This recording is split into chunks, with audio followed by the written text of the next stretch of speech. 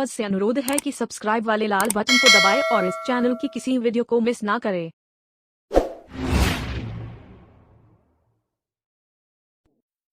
क्या था कि दुर्योधन के पास माया थी और माया क्या नहीं करा सकती। मैं दुर्योधन की उन चालों का साक्षी हूं, क्योंकि मैं वो आंख हूं जो हर काल में हर युग में खुली रहती है। मैं आकाश हूं। मैंने देखा है कि किस तरह दुर्योधन ने अपने पिता पर दबाव डालकर पांडवों को वारणावत भिजवा दिया और फिर शकुनी से मिलकर एक दूसरा खेल शुरू किया। सत्ता के खेल में गलत सही के मतलब बदल जाते हैं। दुर्योधन तय कर चुका था कि चाहे कुछ भी हो जाए, पांडव उत्सव से कभी लौट कर नहीं आएंगे। इसीलिए पांडवों के वारणावत के लिए निकलते ही उसने अपने खास आदमी पुरोचन को बुलवाया। अरे पुरोचन, तुम छत के रास्ते कैसे आए? क्या तुम्हें कोई और मार्ग नहीं मिला? मामा शकुनी का आदेश था कि मेरा आना और जाना किसी को पता नहीं चलना चाहिए कुमार। ओह, ये अच्छा किया तुमने। और पुरोचन, मुझे तुम पर पूरा भरोसा है कि आगे भी किसी को तुम्हारा भेद नहीं मिलेगा। मैं वचन देता हूं कुमार, आपका और मेरा भेद मेरे प्राणों के साथ ही जाएगा। अब ध्यान से सुनो पुरोचन। पांडव माता कुंती के साथ वारणावत का उत्सव देखने के लिए निकले हैं। मैं जानता हूं कि जमुना के इस पार से गंगा के उस पार तक कारीगरी में तुम्हारा हाथ कोई नहीं पकड़ सकता। तो तुम्हें वारणावत के घने वन में उन पांडवों के लिए एक भवन का निर्माण करना है, और ऐसा सुंदर भवन होना चाहिए जैसा आज तक किसी ने देखा ना हो, सुना ना हो, जिसकी सुंदरता देखकर पांडवों की आंखें बाहर आ जाए। पर क्या इस भवन का निर्माण गोपनीय रहेगा कुमार? बिल्कुल। इस भवन का निर्माण एक रहस्य होगा, क्योंकि वो कोई साधारण भवन नहीं होगा। सुंदर उद्यान के बीचों बीच बने इस भवन में सुंदर कक्ष होंगे। ऐसा ही होगा कुमार, ऐसा ही। अब असली बात ध्यान से सुनो।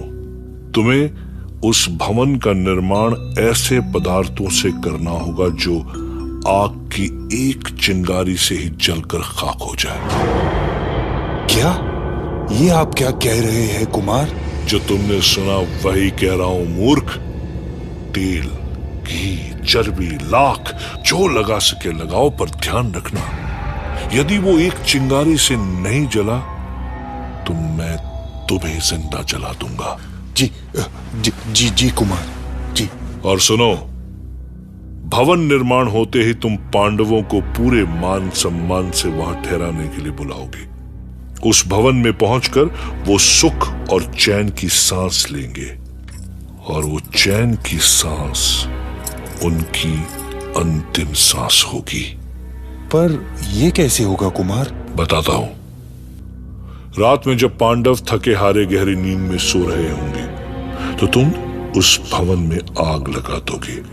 आग के ताप से उनकी आंख खुलेगी, पर आग इतनी जोर से भड़की होगी कि उन्हें वहां से बच निकलने का कोई रास्ता नहीं मिलेगा। लाख, घी और चर्बी से बनी दीवारें और छत धधकती हुई उनके ऊपर आ गिरेगी, और बस कुछ ही क्षणों में सब कुछ समाप्त। और यहां राजमहल में सबको लगेगा कि बेचारे पांडवों के साथ कैसी अनहोनी हो गई। 2-4 दिन का शोक होगा पुरोचन, और फिर सब अपने अपने काम में लग जाएंगे। समझे? हाँ?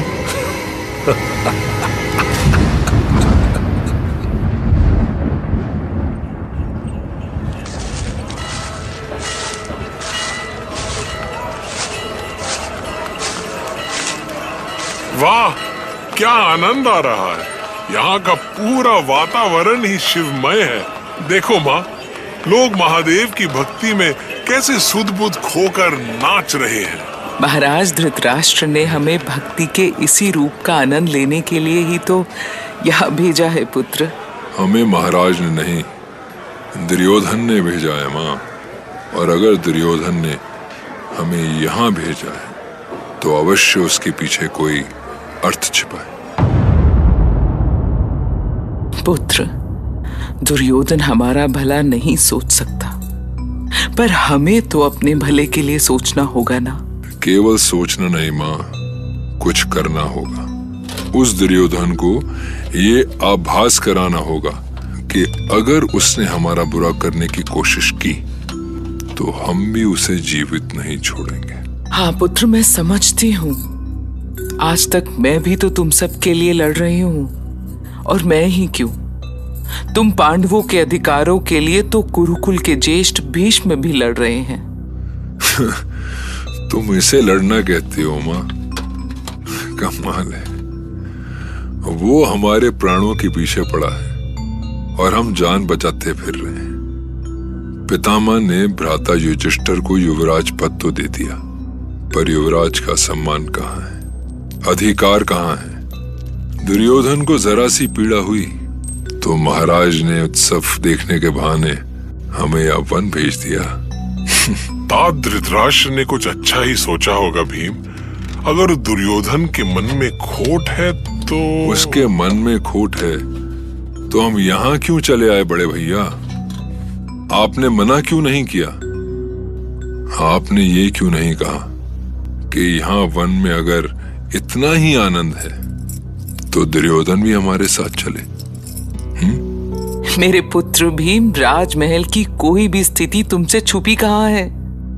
मैं जानती हूं कि कौरव तुम्हें देखना नहीं चाहते, पर मेरे लिए सबसे पहले तुम सबकी सुरक्षा है। तुम सुरक्षित रहोगे तभी तो अपने अधिकार के लिए लड़ पाओगे। कुंती ने गलत नहीं कहा था, जान है तो जहान है, पर उनकी जान तो चली गई होती अगर ऐन वक्त पे विदुर को दुर्योधन की साजिश की भनक न लग गई होती। फिर तो महाभारत की कहानी उसी समय खत्म हो जाती। हे महादेव, ये क्या सुन रहा हूं मैं? निर्दोष पांडवों को मारने की ऐसी घृणित चाल।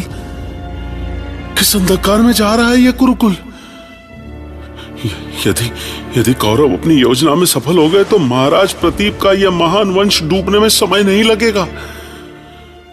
पांडवों जैसे वीर और महान आत्मा इस वंश में फिर कभी जन्मेंगे? क्या महाराज धृतराष्ट्र के ये पुत्र कुरुकुल के नाश के लिए पैदा हुए हैं? मुझे शक्ति दीजिए महादेव, मुझे शक्ति दीजिए कि मैं पांडवों को बचा सकूं। युवराज युधिष्ठिर की जय हो। अरे भाई, अरे गिर जाऊंगा, मुझे कंधे से उतारो भाई। अरे ये तो अच्छा हुआ कि मुझे कंधे पर नहीं उठाया। ये सही कहा, नहीं तो जाने कितने लोग दब जाते तुम्हारे नीचे। जय हो कुमार भीमसेन की। अरे नहीं भाई, मुझे मत उठाओ, मैं ऐसे ही चलता हूँ। चलिए चलिए, आइए हमारे साथ। हमें चलना कहाँ है? प्रणाम माता, मैं हस्तिनापुर का व्यापारी हूँ पुरोलाल। महाराज पांडु महान देव आत्मा थे, हमारे लिए ईश्वर समान थे वो। इस धरती पर आप सबके चरण पड़ गए, ये धरती धन्य हो गई। हमें बड़े भाग्य से आपकी सेवा का अवसर मिला है। आप लोग शिविर में चलकर भोजन ग्रहण करें। अरे वाह, भोजन कहाँ है भोजन? चलो भाई, जल्दी जल्दी चलो। देखा माँ, भोजन की बात सुनते ही भैया कितने प्रसन्न हो गए। बस कुछ दिनों की है ये प्रसन्नता, फिर तो सीधा यमलोक की यात्रा होगी। आप सबकी प्रसन्नता ही हमारी प्रसन्नता है। चलिए चलिए माता जी, आप आगे आइए। आओ चलते हैं। वाह वाह, देखिए माता, वहां है घोड़ों की दौड़। तुम घोड़ों को देखकर कैसे प्रसन्न हो जाते हो नकुल भैया?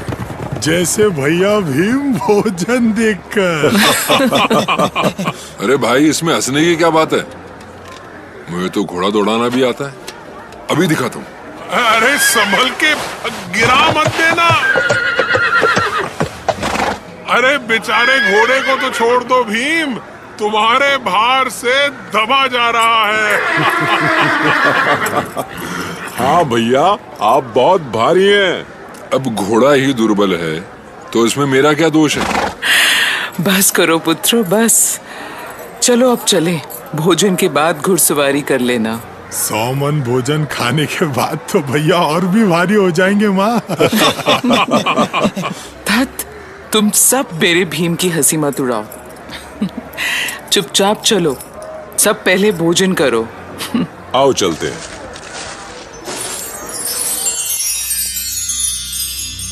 उठो भांजे, जब देखो सोते रहते हो। अरे जो सोवत है वो खोवत है, जो जागत है वो पावत है। उठो उठो, देखो मैं तुम्हारे लिए क्या लेकर आया। क्या मामा आपने?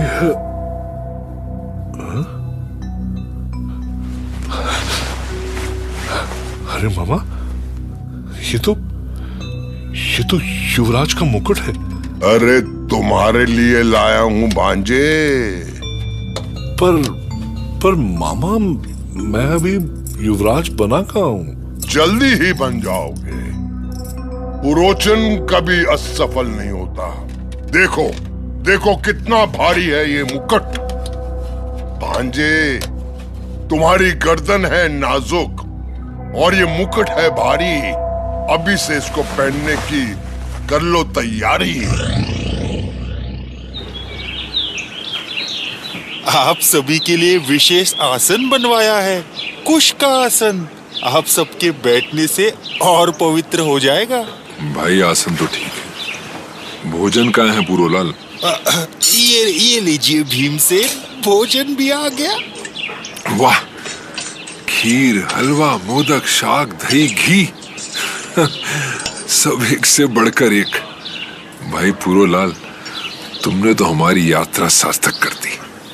वाह, आनंद आ गया। अभी कहा, भोजन के बाद मैंने आप सबके लिए विश्राम का ऐसा प्रबंध किया है कि आपकी आत्मा प्रसन्न हो जाएगी। स्वर्ग का सुख मिलेगा आपको। वैसा सुख फिर अगले जन्म में ही मिलेगा।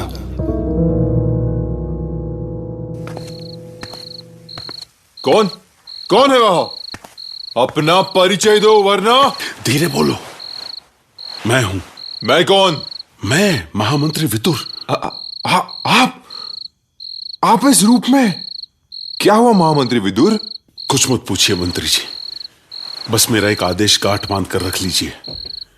महाराज को भी मेरी कोई सूचना मिलनी नहीं चाहिए, समझे? किंतु आप कहां जा रहे हो?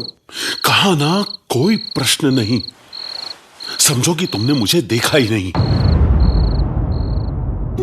क्या है कि पांडवों में हमेशा से ऐसी कड़वाहट नहीं थी जैसी द्यूत वाली घटना के बाद दिखने लगी थी।